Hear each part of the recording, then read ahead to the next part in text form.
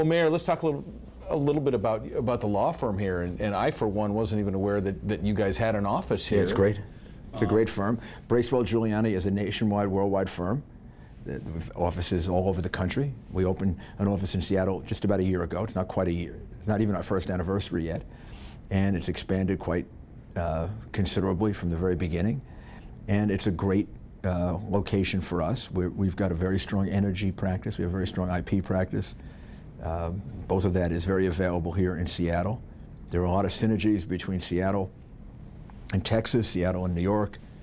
And our firm is basically a Texas, New York law firm. We're in Houston, every major city in Texas, Washington, New York, Connecticut, London.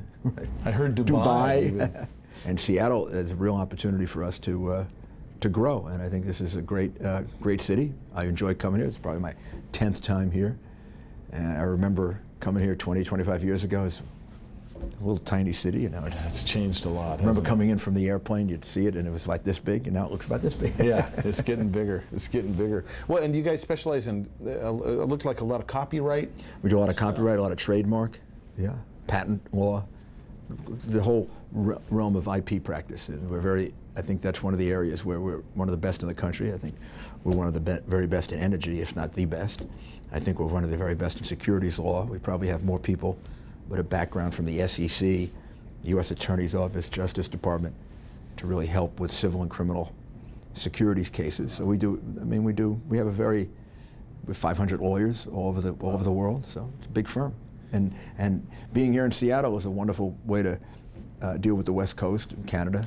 We have clients in Canada, clients in Vancouver and Alaska, so it's a great stopping off point and place in between. I want to talk to you a little bit about a subject that's, I know it's close to your heart. The 10-year anniversary of 9/11 is coming up.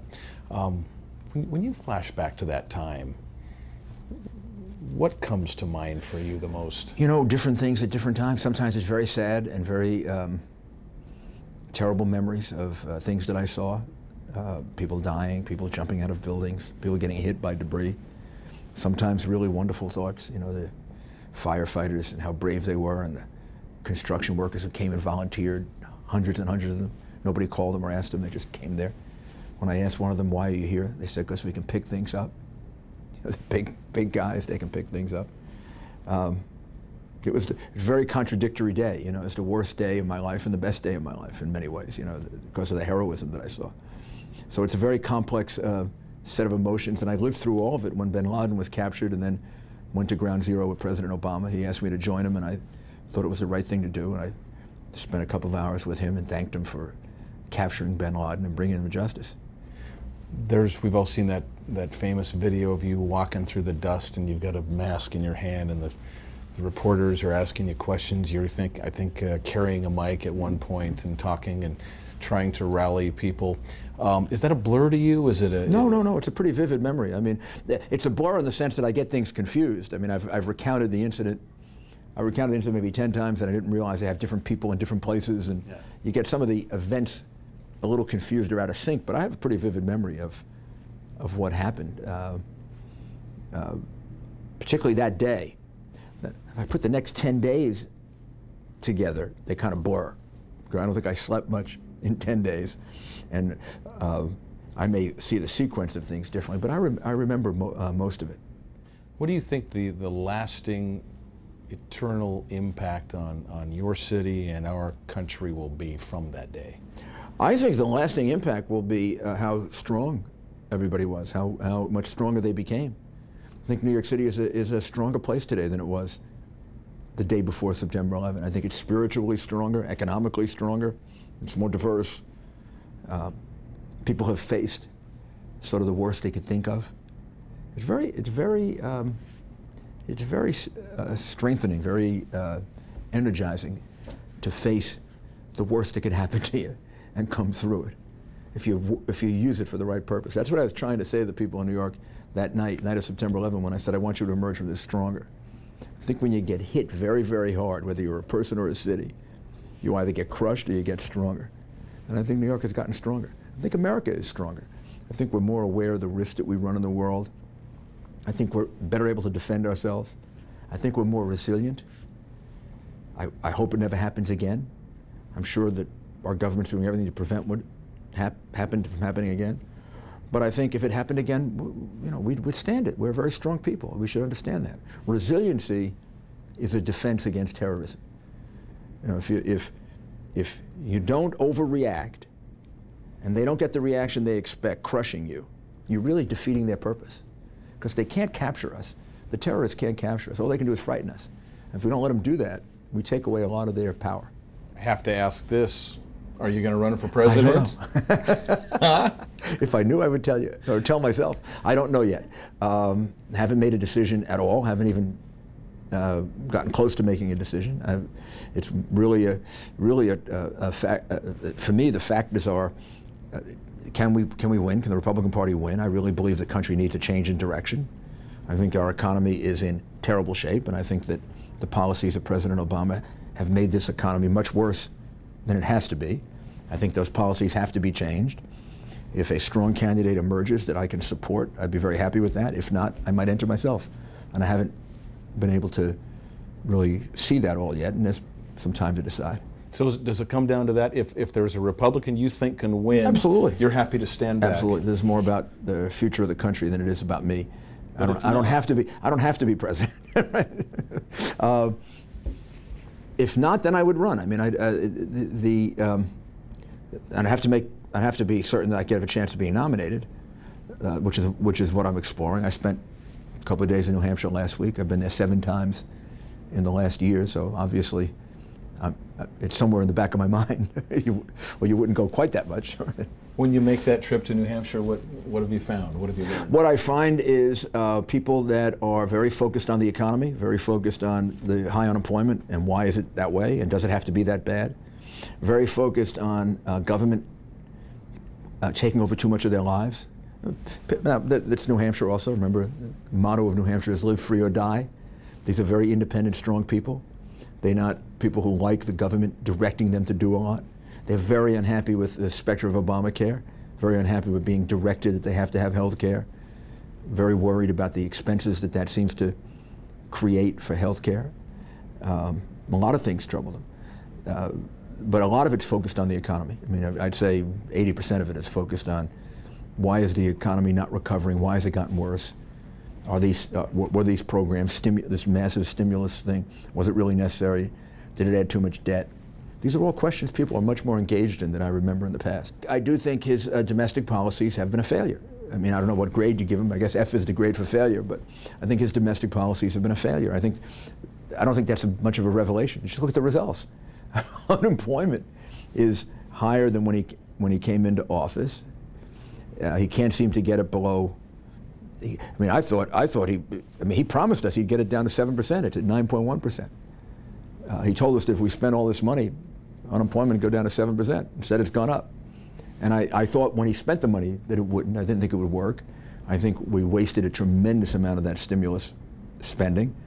I think that's adding to our debt now. It's dragging down our economy.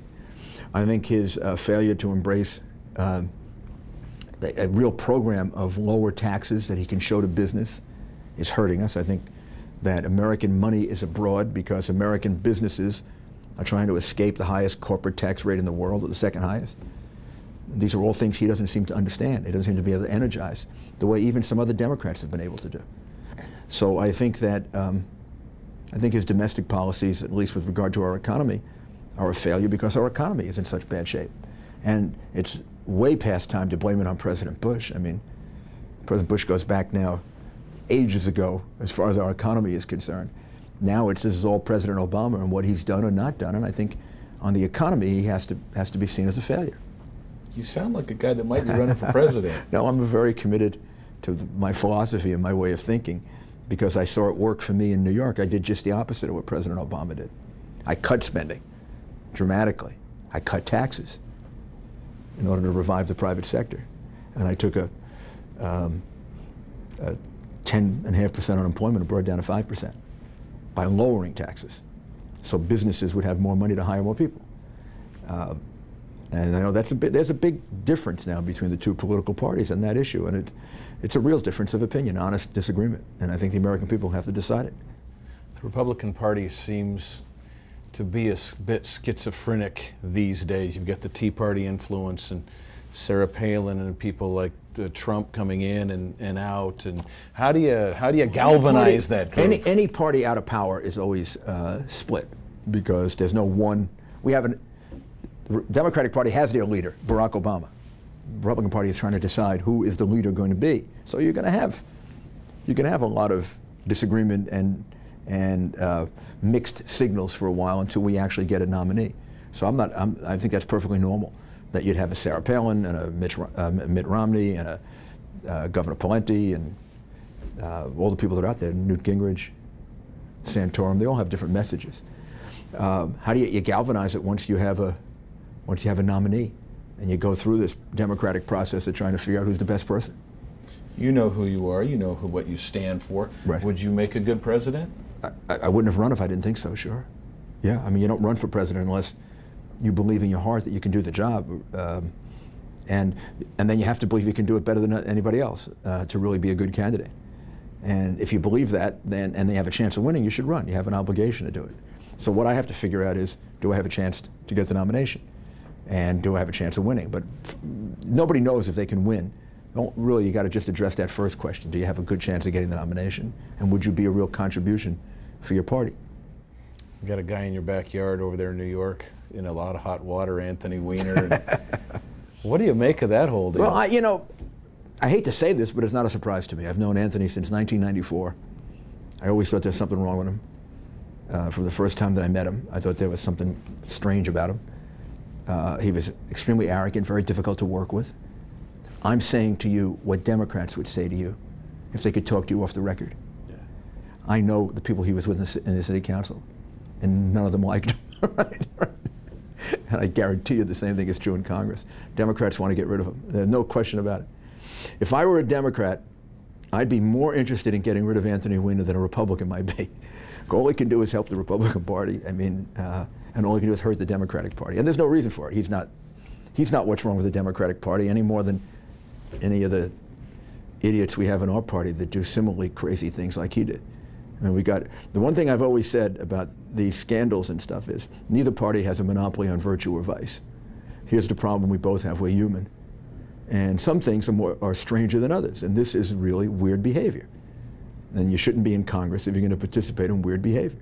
Should he step down? Of course he should, yeah. I mean, he's hurting his political party. I mean, he should do it for the sake of his political party. Their message to the American people is about government trying to help alleviate the burdens of a difficult economy. Our message to the American people is trying to rely on the private sector more. Those are legitimate disagreements of principle.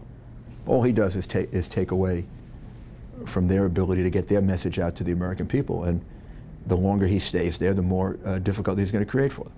Last question I'll ask you, Mayor. I was online trying to find some of your speech. I didn't have a chance to go watch it yesterday. But I was fascinated by a bit you did, and I'm not sure where it was, if you talked about it yesterday, but it was about thinking.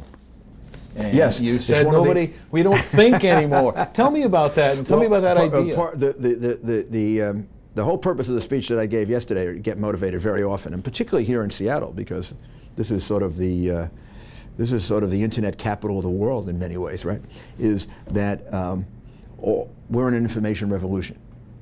I mean, I don't think we realize it.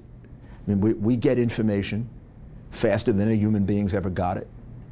I'm not sure that we're wired yet to handle that. I mean, our predecessors weren't. I mean, we're getting this information so fast, we're inundated with it, we can have access to it. It's all great and it's wonderful.